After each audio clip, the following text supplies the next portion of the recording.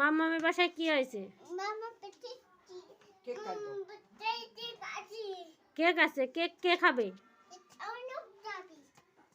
তা তুমি এত দুষ্টুমি করো কেন? হ্যাঁ, মামামের বাসায় যে কেক কাটে, কেক কাটা শুরু করছে।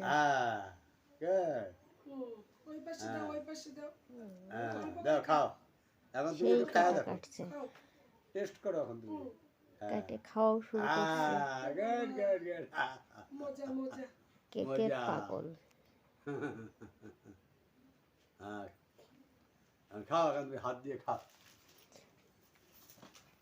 এরই মধ্যে একটা সিল পাখি বাড়ির সামনে এসে বসছে, উড়ে চলে গেল সিল পাখিটা। Bye bye.